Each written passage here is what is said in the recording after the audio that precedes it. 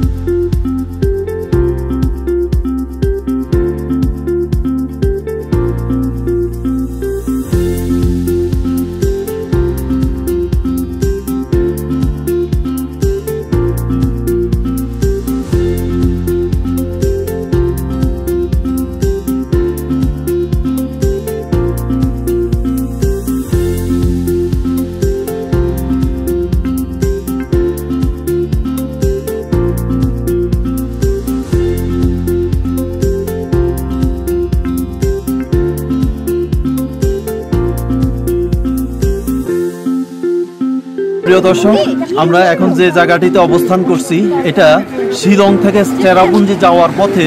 এই জায়গাটাতে আপনি ইচ্ছা করলে একটু বৃষ্টি বাদলের দিন হলে ভালো হয়, আপনি মেঘ ধরতে পারবেন। এই যে আমার পিছনে আপনারা দেখতে পাচ্ছেন, এটা পুরোটা মেঘ।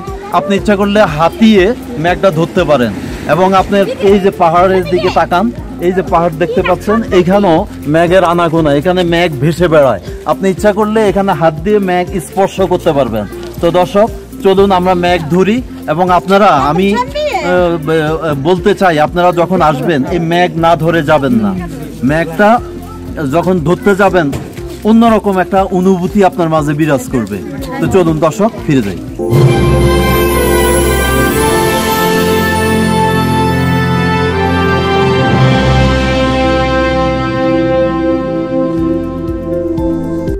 চেরাপুঞ্জির প্রাকৃতিক পরিবেশ খুবই মনোরম ও বৈচিত্র্যপূর্ণ। এখানে উঁচু পাহাড়, সবুজ বনভূমি, ঝর্ণা এবং মেঘে ঢাকা আকাশ দেখা যায়। বছরের বেশিরভাগ সময় বৃষ্টিপাতের কারণে চেরাপুঞ্জি বিশ্বের অন্যতম আর্দ্র স্থান হিসেবে পরিচিত।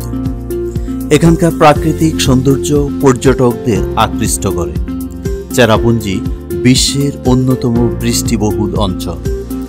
এখানে প্রায় সারা বছরই বৃষ্টিপাত হয়। বিশেষ করে বর্ষাকালে প্রচুর বৃষ্টিপাত হয়। বৃষ্টির কারণে এখানকার পরিবেশ সবসময় আর্দ্র ও সবুজ থাকে। ঝর্ণাগুলো আরো প্রাণবন্ত হয়ে ওঠে। প্রায়শই মেঘ ও কুয়াশা চেরাপুঞ্জিকে ঢেকে রাখে, যা এখানকার পরিবেশকে আরও আকর্ষণীয় করে তোলে। বিশেষ করে বর্ষাকালে মেঘ ও কুয়াশার চাদরে ঢাকা চারপাশ দেখতে অসাধারণ লাগে। কখনো কখনো মেঘ পাহাড়ের উপরে উঠে আসে, যা দেখলে মনে হয় যেন মেঘের রাজ্যে হারিয়ে গেছেন। মেঘালয়ের রাজধানী শিলং থেকে চেরাপুঞ্জির দূরত্ব 56 কিলোমিটার। সমুদ্র পৃষ্ঠ থেকে এর উচ্চতা প্রায় 4869 ফুট। এটি পূর্ব খাসি পাহাড় জেলার অংশ। চেরাপুঞ্জির আগের নাম ছিল সোহরা। স্থানীয় ভাষায় সোহরা অর্থ চূড়া, কারণ এলাকাটির অবস্থান পাহাড়ের চূড়ায়। পরে নাম রাখা হয় চেরাপুঞ্জি।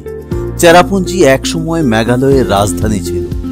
1864 সালে চেরাপুঞ্জি থেকে শিলংয়ে স্থানান্তর করা হয়।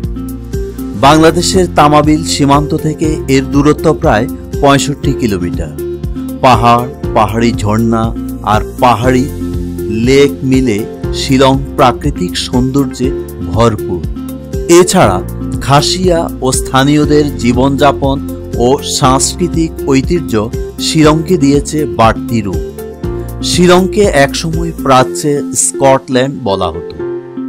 চেরাপুঞ্জি সেজেছে উঁচু পাহাড়, ঝর্ণা আর সবুজ প্রকৃতির অপরূপ মেলবন্ধনে। এখানে রোদ, বৃষ্টি ও মেঘের সঙ্গে মিশে যেতে পারেন অনায়াসে। আকাশের ঘন নীলের ফাঁকে উড়ে বেড়ায় সাদা মেঘের ভেলা। চেরাপুঞ্জি বিশ্বের অন্যতম বৃষ্টিপ্রবণ এলাকা। হিসেব রাখা শুরু করার পর থেকে জুনের একদিনে সেখানে এ পর্যন্ত 9 বার 800 মিলিমিটারের বেশি বৃষ্টিপাত রেকর্ড করা হয়েছে।